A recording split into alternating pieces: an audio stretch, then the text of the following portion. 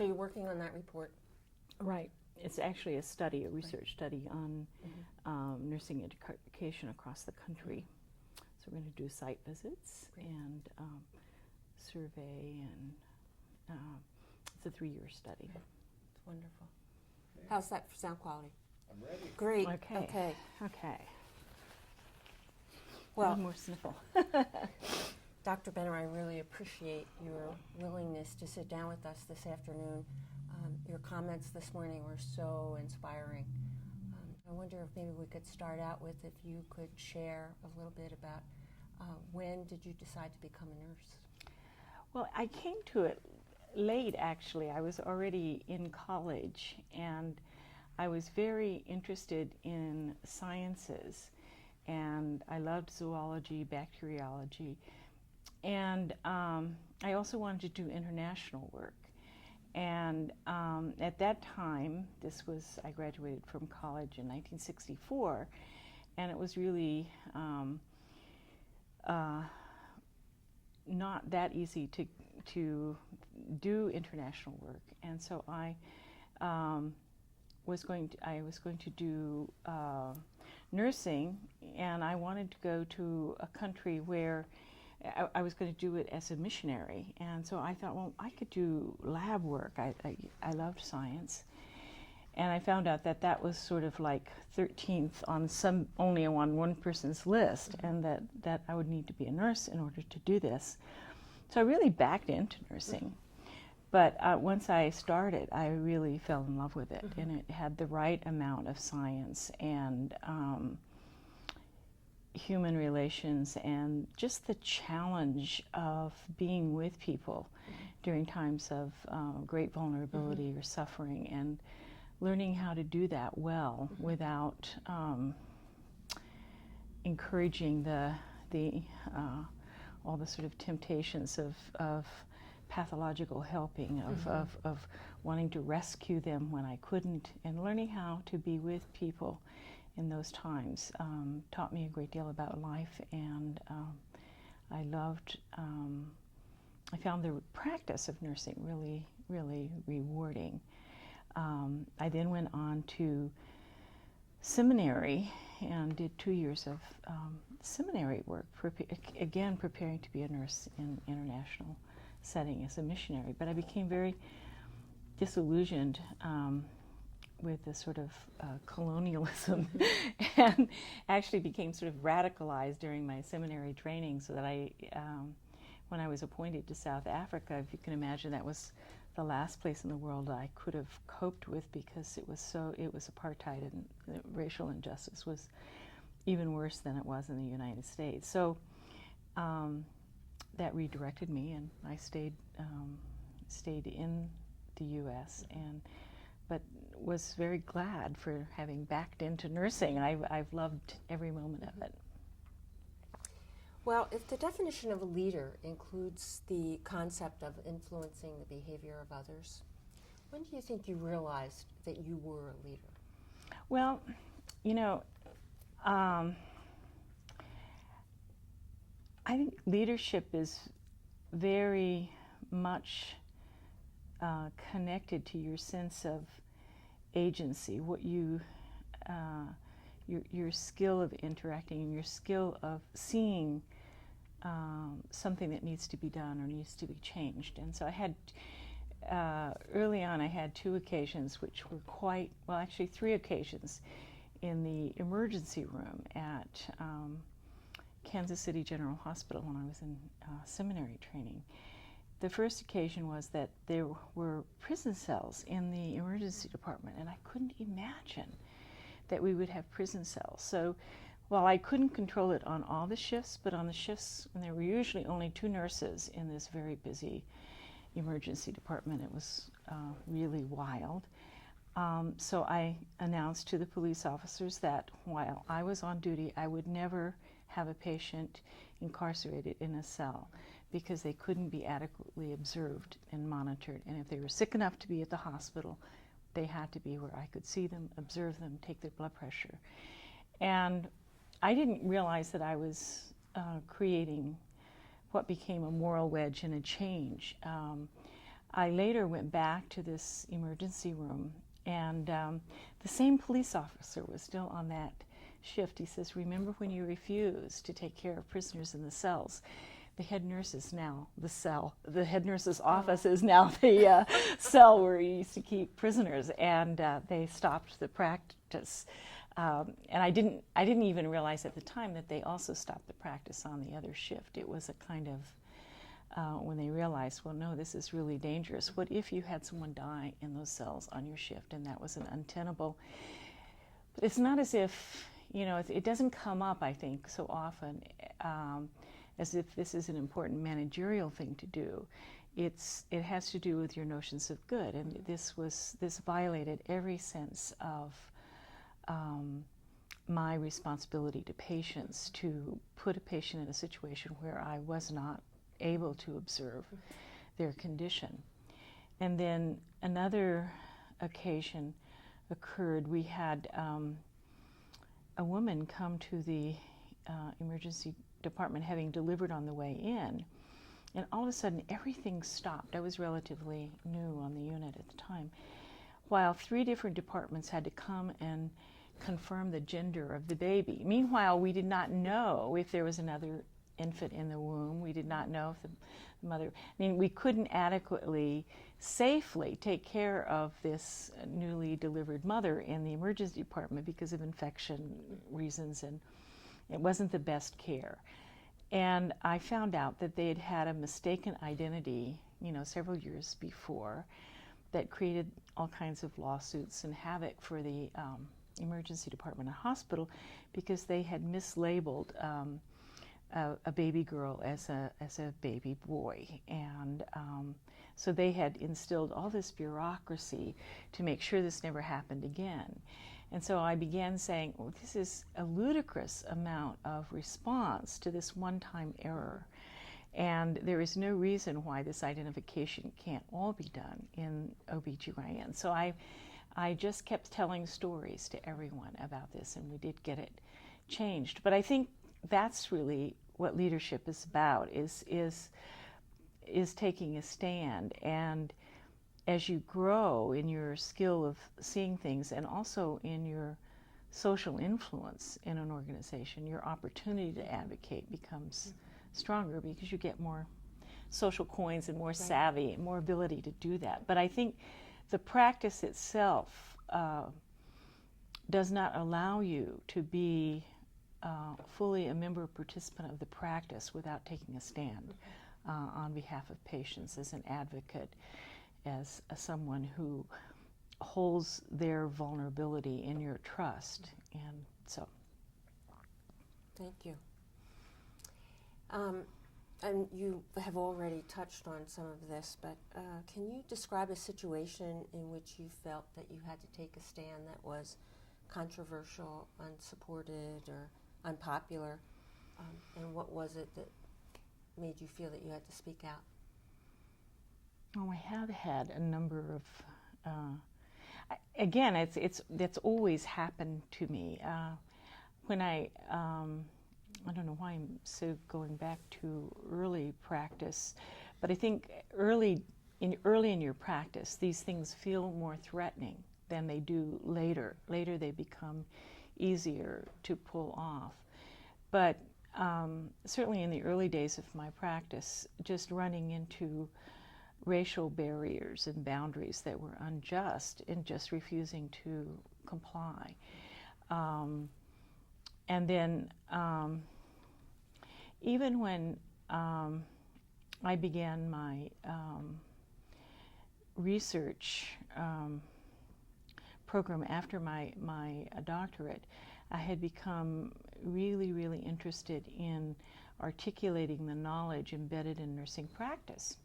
Well, many of my colleagues who hadn't had the privilege of attending the philosophy classes I had attended for the last 7 years didn't quite understand what I was on about because they thought this was really retro and that I was studying nurses. And I said, no, you don't understand. I'm studying and trying to articulate the knowledge that's embedded in expert practice. And I'm trying to understand better skill acquisition and clinical judgment within the practice as it's situated. I'm trying to understand situated cognition, situated skill know-how.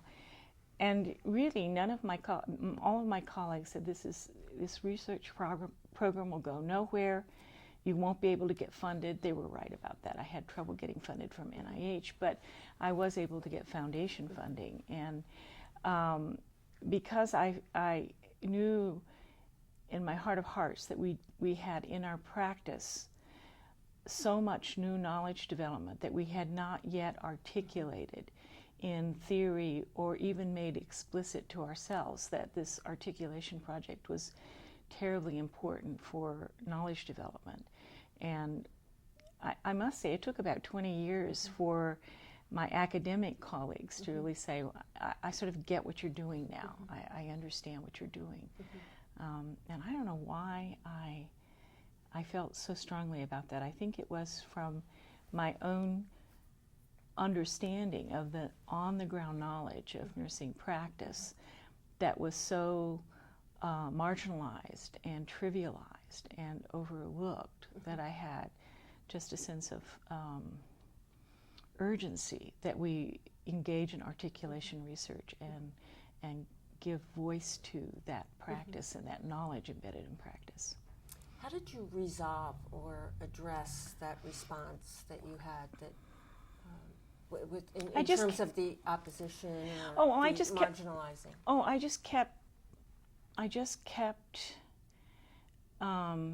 listening and responding and researching and publishing, and I thought the appraisals of others were a lack of understanding of the work. And at the time I was in a department where most of the research was very physiologically focused. And so I thought there was a genuine misunderstanding of the nature of my work. So I didn't take it personally. I just kept working at it because it was what I was about. It was what I was trying to understand. And of course, I had a strong agenda coming out of. I did my doctoral work at UC Berkeley, and I had studied with Dick Lazarus and with Richard Lazarus and with Hubert Dreyfus, and so I had a strong anchoring in the importance of doing this kind of work. I oddly enough became very interested in studying stress and coping. When I was studying stress and coping related to illness and recovery, I became very interested in high-end coping. And it was, of course, easier to study high-end coping among my own profession than studying in patients at the time. I later did study patients' coping and skill acquisition in patients who had asthma. But there was always that twofold interest in doing articulation research. Who was helpful to you during this time? Oh, many people. I had many people interested. Many philosophers were interested in my work. Charles Taylor was very interested in my work. In fact, he invited me to contribute a chapter to his Festschrift, which I was really honored to do. Bert Dreyfus, a philosopher at Berkeley, was very supportive of my work. So I had a cadre of scholars and a community of scholarship who understood what I was doing. And I had wonderful doctoral students who understood what I was doing. So it was not a lone ranger enterprise at all. It was very much came out of a community of scholars and ongoing dialogue, which is still lively today. Right. So, great. What would you say is different and similar about being a leader today from 30 years ago? Well, the leadership always changes in response to the content and the context. And I think there are new challenges to leadership now with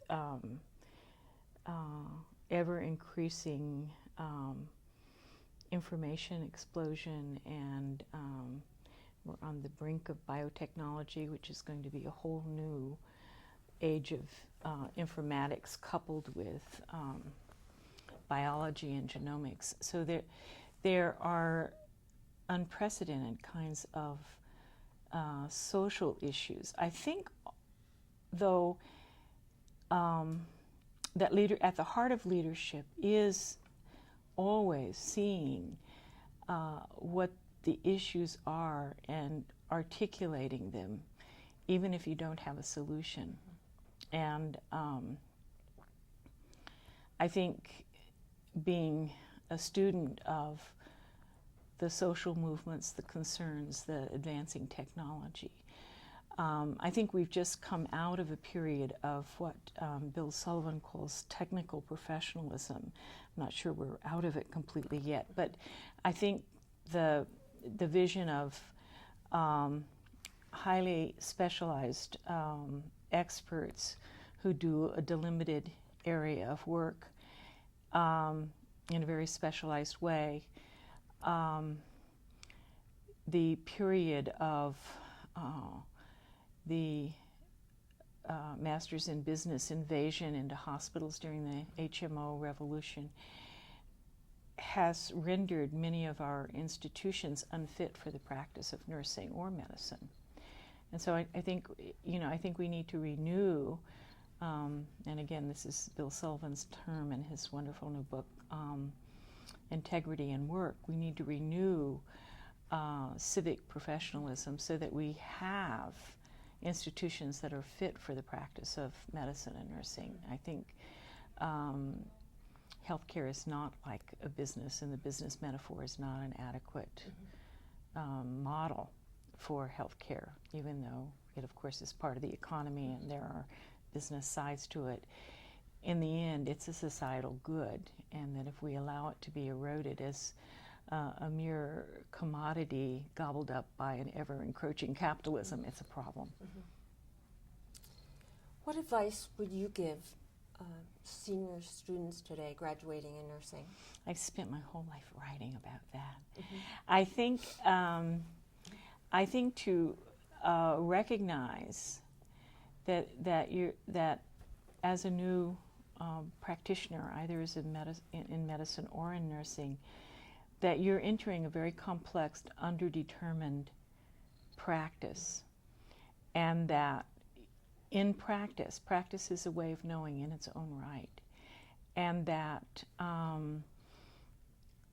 your way of advancing and developing the skill of seeing, the skill of involvement, the clinical judgment and wisdom is based on experiential learning.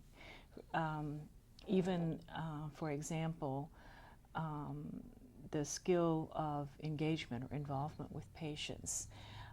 You learn that by getting too close or being too far apart or too objective or too over-identified. I mean, there's so many ways that you have to adjust your own response, and you have to be reflective about that, and you have to be able to learn from experience. So I think not to denigrate yourself for not knowing everything, but rather to say, well, of course I don't know everything. This is a very complex, underdetermined, fast-paced practice, and I am just beginning.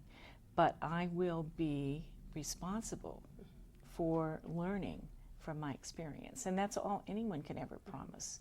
You really can't be beyond your experience, but nobody else can either. And I think the mastery model of learning and imagining that you could stand on top of all the knowledge in your profession at any one time and master all of it and know every situation is so mythical, but I think it's also dangerous because it's a kind of misplaced certainty. You imagine you could know everything. You could imagine you could predict everything. And that's a very dangerous position. So I don't think you have to feel badly about yourself about knowing. You should feel good about yourself for having the courage to enter a field that you will have to develop your practice skills and your experiential wisdom as you go along. Thank you.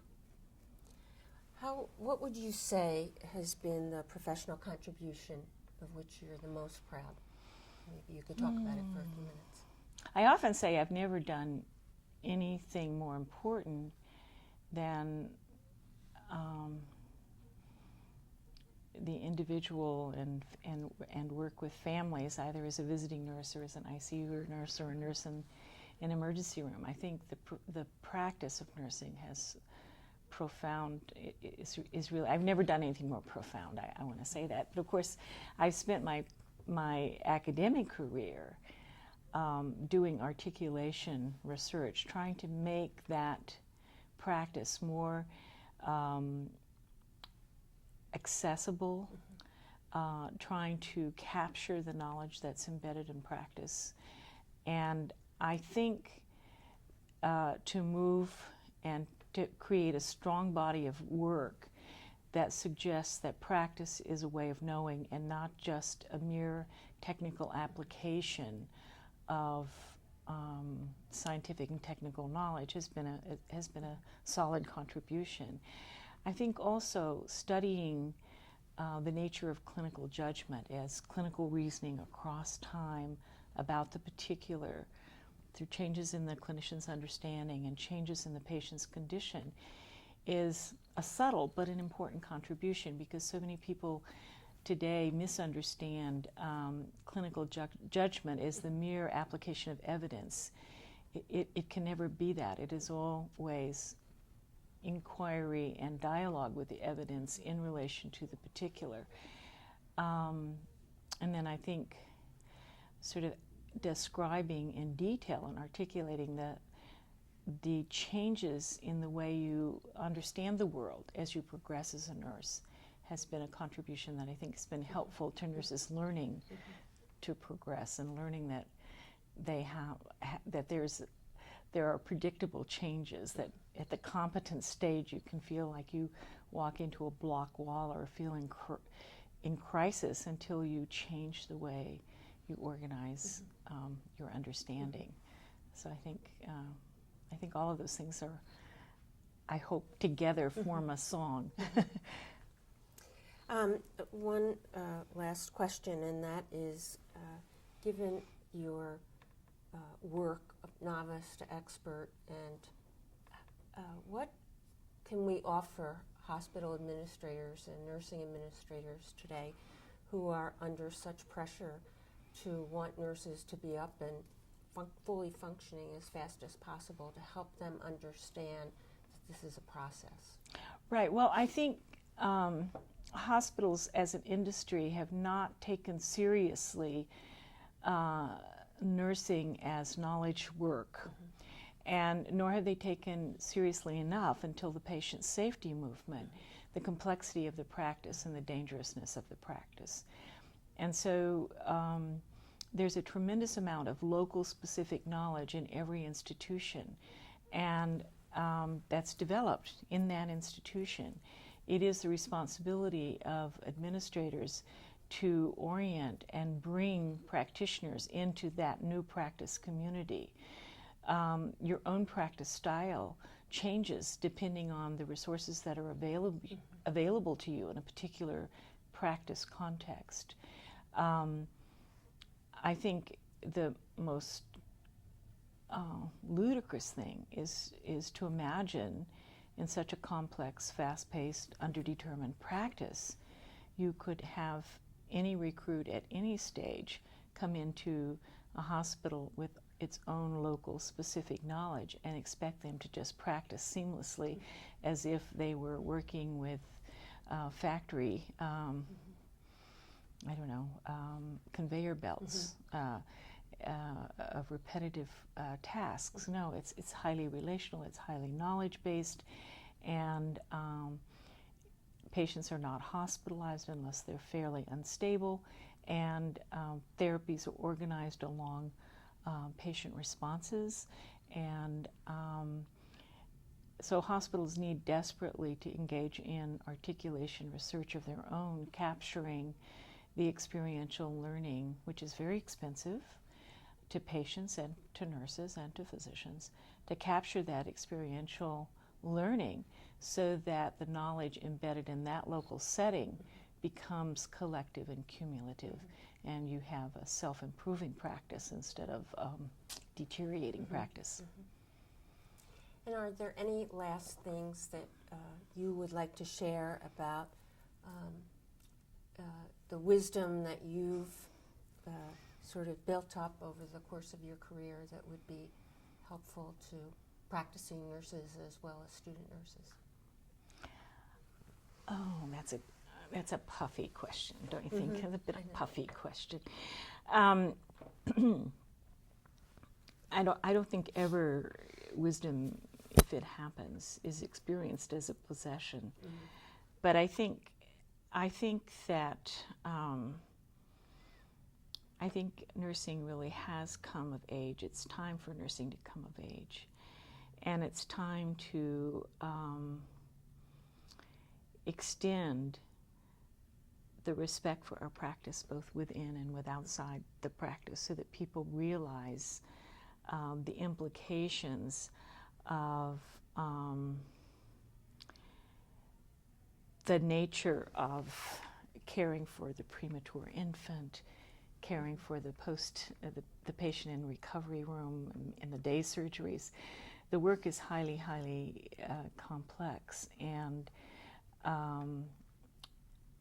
requires a great deal of skill, but also willingness to take on that responsibility. And so I think respect for, I have an incredible respect for nurses who face that challenge every day, and I have a profound respect for the opportunities for self-development as well as helping others within the discipline of nursing.